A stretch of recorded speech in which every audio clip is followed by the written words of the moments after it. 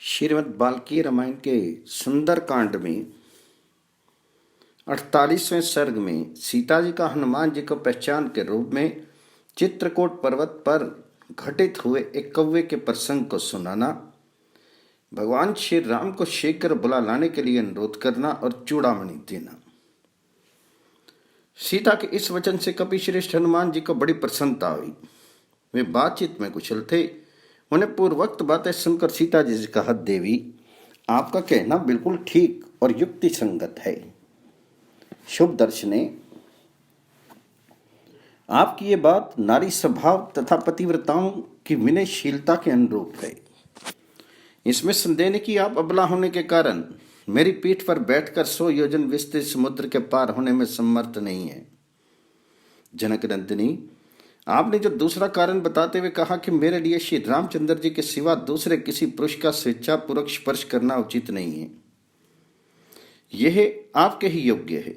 देवी, महात्मा श्री राम की धर्मपत्नी की मुख से ऐसी बातें निकल सकती हैं, आपको छोड़कर दूसरी कौन स्त्री ऐसा वचन कह सकती है। देवी, मेरे सामने आपने जो जो पवित्र चेष्टाएं की और जैसी जैसी उत्तम बातें कही हैं, वे सब पूर्ण रूप से श्री रामचंद्र जी मुझसे सुनेंगे। देवी, मैंने जो आपको अपने साथ ले जाने का आग्रह किया उसके बहुत से कारण हैं। एक तो मैं श्री रामचंद्र जी का शीघ्र प्रिय करना चाहता था, अतः स्नेहपूर्ण हृदय से ही मैंने ऐसी बात कही है। दूसरा कारण यह है कि लंका में प्रवेश करना सबके लिए अत्यंत कठिन है। तीसरा कारण है महासागर को पार करने की कठिनाई। इन सब कारणों से तथा अपने में आपको ले जाने की शक्ति होने से मैंने ऐसा प्रस्ताव किया था। मैं आज ही आपको श्री रघुनाथ जी से मिला देना चाहता था, अतः अपने परम आराध्य गुरु श्री राम के प्रति स्नेह और आपके प्रति भक्ति के कारण ही मैंने ऐसी बात कही थी, किसी और उद्देश्य से नहीं। किंतु सती साध्वी देवी, यदि आपके मन में मेरे साथ चलने का उत्साह नहीं है तो आप अपनी कोई पहचान दे दीजिए, जिससे श्री रामचंद्र जी ये जान सकें कि मैंने आपका दर्शन किया है। हनुमान जी के ऐसा कहने पर देवकन्या के समान तेजस्विनी सीता अश्रुगद वाणी में धीरे धीरे इस प्रकार बोली, वानर श्रेष्ठ, तुम मेरे प्रीतम से ये उत्तम पहचान बताना। नाथ, चित्रकूट पर्वत के उत्तर पूर्व वाले भाग पर जो मंदाकिनी नदी के समीप है तथा वहां फल, मूल और जल की अधिकता है, उन शुद्ध सेवित प्रदेश में तापस आश्रम के भीतर जब मैं निवास करती थी, उन्हीं दिनों नाना प्रकार के फूलों की सुगंध से वासित उस आश्रम में उपवनों में जल विहार करते आप भीगे हुए आए और मेरी गोद में बैठ गई। तदनंतर किसी दूसरे समय एक मांस लोलुप कौवा आकर मुझ पर चोंच मारने लगा। मैंने ढेला उठाकर उसे हटाने की चेष्टा की, परंतु मुझे बार बार चोंच मारकर वह कौवा वहीं वहीं कहीं छिप जाता था। उस बलि भोजी कौवे को खाने की इच्छा थी, इसलिए वह मेरा मांस नोचने से निवृत्त नहीं होता था। मैं उस पक्षी पर बहुत कुपित थी, अतः अपने लहंगे को दृढ़तापूर्वक कसने के लिए कटी सूत्र को खींचने लगी। उस समय मेरे वस्त्र कुछ नीचे खिसक गया और उसी अवस्था में आपने मुझे देख लिया। देखकर आपने मेरी हंसी उड़ाई। इससे मैं पहले तो कुपित हुई, फिर लज्जित हो गई। इतने में ही उस भक्ष लोलुप कौवे ने फिर चोंच मारकर मुझे शत विशत कर दिया और उसी अवस्था में मैं आपके पास आ गई। आप वहां बैठे हुए थे। मैं उस कौवे की हरकत से तंग आ गई थी, अतः थक कर आपकी गोद में आकर बैठ गई। मुझसे मैं कुपित सी हो रही थी और अपने आपने प्रसन्न होकर मुझे सांत्वना दी। नाथ, कौवे ने मुझे कुपित कर दिया था। मेरे मुख पर आंसू की धारा बह रही थी और मैं धीरे धीरे आंखें पोंछ रही थी। आपने मेरी उस अवस्था को लक्ष्य किया। हनुमान, मैं थक जाने के कारण उस दिन बहुत देर तक श्री रघुनाथ जी की गोद में सोई रही। फिर उनकी बारी आई और वे भरत के बड़े भाई मेरी गोद में सिर रखकर सो रही। इस समय वह कौवा फिर आया। मैं सोकर जगने के लिए श्री रघुनाथ जी की गोद से उठकर बैठी ही थी कि उस कौवे ने सहसा झपट कर मेरी छाती में चोंच मार दी। उसने बारंबार उड़कर मुझे अत्यंत घायल कर दिया। मेरे शीर से रक्त की बूंदें झरने लगी। इससे श्री रामचंद्र जी की नींद खुल गई और वे जाग कर उठ बैठे। मेरे छाती में घाव हुआ देखकर महाबाहु श्री राम उस समय कुपित हो उठे और हुंकारते हुए विस्तार सर्व के समान जोर जोर से सांस लेते हुए बोले, हाथी की सूंड के समान जांघों वाली सुंदरी, किसने तुम्हारी छाती को शत विशत किया है? कौन रोष से भरे हुए 5 मुख वाले सर्व के साथ खेल रहा है? इतना कहकर जब उन्होंने इधर उधर दृष्टि डाली तब उस कौवे को देखा जो मेरी ओर ही मुंह किए बैठा था। उसके तीखे पंजे खून से रंग गए थे। वह पक्षियों में श्रेष्ठ कौवा इंद्र का पुत्र था। उसकी गति वायु के समान तीव्र थी। वह शीघ्र इस स्वर्ग से उठकर पृथ्वी पर आ पहुंचा था। उससे बुद्धिमानों में श्रेष्ठ महाबाहु श्री राम के नेत्र क्रोध से घूमने लगे। उन्होंने उस कौवे को कठोर दंड देने का विचार किया। श्री राम ने कुश की चटाई से एक कुश निकाला और उसे ब्रह्मास्त्र के मंत्र से अभिमंत्रित किया। अभिमंत्रित करते ही वह कालाग्नि के समान प्रज्वलित हो उठा। उसका लक्ष्य वह पक्षी ही था। श्री रघुनाथ जी ने वह प्रज्वलित हुए कुश उस कौवे की ओर छोड़ा। फिर तो वह आकाश में उसका पीछा करने लगा। वह कौवा कई प्रकार की उड़ानें लगाता अपने प्राण बचाने के लिए इस संपूर्ण जगत में भागता फिरा। फिर उस बाण ने कहीं भी उनका पीछा नहीं छोड़ा। उनके पिता इंद्र तथा समस्त श्रेष्ठ महर्षियों ने भी उनका परित्याग कर दिया। तीनों लोकों में घूमकर अंत में पुनः भगवान श्री राम की ही शरण में आया। रघुनाथ जी भक्तवत्सल हैं। उनकी शरण में आकर जब वह पृथ्वी पर गिर पड़ा तब उन्हें उस पर दया आ गई। अतः वध के योग्य होने पर भी उस कौवे को उन्होंने मारा नहीं, उबारा। उसकी शक्ति क्षीण हो चुकी थी और वह उदास होकर सामने गिरा था।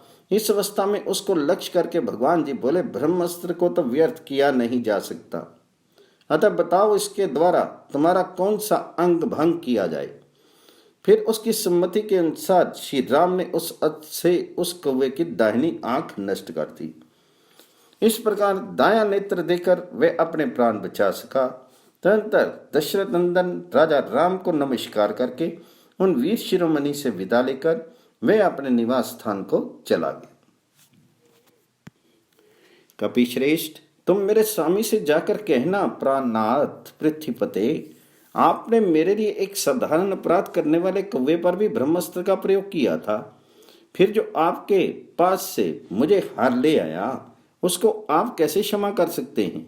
नरश्रेष्ठ, मेरे ऊपर महान उत्साह से पूर्ण कृपा कीजिए। प्राणनाथ, जो सदा आपसे सनाथ हैं, वह सीता आज अनाथ सी दिखाई देती है। दया करना सबसे बड़ा धर्म है, ये मैंने आपसे ही सुना है। मैं आपको अच्छी तरह जानती हूँ। आपका बल प्रक्रम और उत्साह महान है। आपका कहीं आर पार नहीं है। आप असीम हैं। आपको कोई शुद्ध या पराजित नहीं कर सकता। आप गंभीरता में समुद्र के समान हैं। समुद्र पर्यंत सारी पृथ्वी के स्वामी हैं तथा इंद्र के समान तेजस्वी हैं। मैं आपके प्रभाव को जानती हूँ। रघुनंदन, इस प्रकार अस्त्रवेताओं में श्रेष्ठ बलवान और शक्तिशाली होते हुए भी आप राक्षसों पर अपने अस्त्रों का प्रयोग क्यों नहीं करते हैं? पवन कुमार, नाग, गंधर्व, देवता और मरुदगण कोई भी सम्रांगन में श्री रामचंद्र जी का वेग नहीं सह सकते। उन परम प्रकर्मी श्री राम के हृदय में यदि मेरे लिए कुछ व्याकुलता है तो वे अपने तीखे सैकों से इन राक्षसों का संहार क्यों नहीं कर डालते? अथवा शत्रु को संताप देने वाले महाबली वीर लक्ष्मण ही अपने बड़े भाई की आज्ञा लेकर मेरा उद्धार क्यों नहीं करते हैं? वे दोनों पुरुष सिंह वायु तथा इंद्र के समान तेजस्वी हैं। यदि वे देवताओं के लिए भी दुर्जय हैं तो किस लिए मेरी उपेक्षा करते हैं? निस्संदेह मेरा ही कोई महान पाप उदित हुआ है जिससे वे दोनों शत्रु संतापी और मेरा उद्धार करने में समर्थ होते हुए भी मुझ पर कृपा दृष्टि नहीं कर रहे हैं। विजय कुमारी सीता ने आंसू बहाते हुए जब यह करुणा युक्त बात कही तब इसे सुनकर वानर योधपति महातेजस्वी हनुमान इस प्रकार बोले, देवी, सत्य की शपथ खाकर आपसे कहता हूं कि श्री रामचंद्र जी आपके विरह शोक से पीड़ित होकर अन्य सब कार्यों से विमुख हो गए हैं। केवल आपका ही चिंतन करते रहते हैं। श्री राम के दुखी होने से लक्ष्मण भी सदा संतप्त रहते हैं। किसी तरह आपका दर्शन हो गया। अब शोक करने का अवसर नहीं है। शोभने, इसी घड़ी से आप अपने दुखों का अंत होता देखेंगी। वे दोनों पुरुष सिंह राजकुमार बड़े बलवान हैं तथा आपको देखने के लिए उनके मन में विशेष उत्साह है, अतः वे समस्त राक्षस जगत को भस्म कर डालेंगे। विशाल लोचने, रघुनाथ जी सम्रांगण में क्रूरता प्रकट करने वाले रावण को उसके बंधु बांधवों सहित मारकर आपको अपनी पुरी में ले जाएंगे। अब भगवान श्री राम, महाबली लक्ष्मण, तेजस्वी सुग्रीव तथा वहां एकत्र हुए वानरों के प्रति आपको जो कुछ कहना है वो कहिए।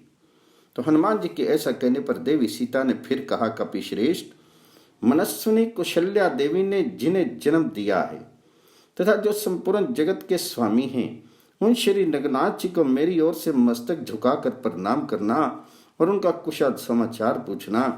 तत्पश्चात विशाल भूमंडल में भी जिसका मिलना कठिन है, ऐसे उत्तम ऐश्वर्य का, भांति भांति के हारों, सब प्रकार के रत्नों तथा मनोहर सुंदरी स्त्रियों का भी परित्याग कर पिता माता को सम्मानित एवं राजी करके जो श्री रामचंद्र जी के साथ वन में चले आए, जिनके कारण सुमित्रा देवी उत्तम संतान वाली कही जाती है, जिनका चित्त सदा धर्म में लगा रहता है, जो सर्वोत्तम सुख को त्याग कर वन में बड़े भाई श्री राम की रक्षा करते हुए सदा उनके अनुकूल चलते हैं, जिनके कंधे सिंह के समान हैं, भुजाएं बड़ी बड़ी हैं, जो देखने में प्रिय लगते हैं और मन को वश में रखते हैं, जिनका श्री राम के प्रति पिता के समान और मेरे प्रति माता के समान भाव तथा वर्ताव रहता है, जिन वीर लक्ष्मण को उस समय मेरे हरे जाने की बात नहीं मालूम हो सकी थी, जो बड़े बूढ़ों की सेवा में संलग्न रहने वाले, शोभाशाली,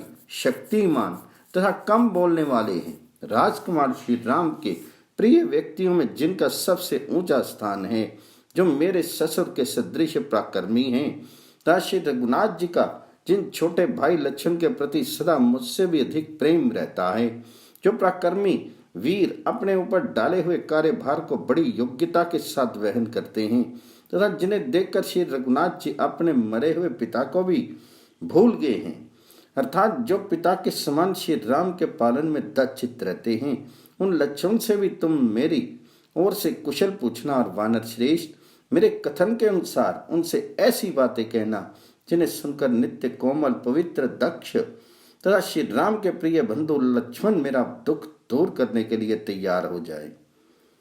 वानर योद्धपते, अधिक क्या कहूं, जिस तरह ये कार्य सिद्ध हो सके वही उपाय तुम्हें करना चाहिए। इस विषय में तुम ही प्रमाण हो, इसका सारा भार तुम्हारे ही ऊपर है।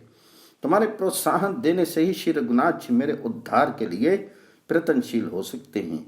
तुम मेरे स्वामी शूरवीर भगवान श्री राम से बारंबार कहना, दशरथ नंदन, मेरे जीवन की अवधि के लिए जो मास नियत है, उनमें से जितना शेष है उतने ही समय तक मैं जीवन धारण करूंगी। उन अवशिष्ट 2 महीने के बाद मैं जीवित नहीं रह सकती। ये मैं आपसे सत्य की शपथ खाकर कह रही हूँ। वीर, पापाचारी रावण ने मुझे कैद कर रखा है, अतः राक्षियों द्वारा शठतापूर्वक मुझे बड़ी पीड़ा दी जाती है।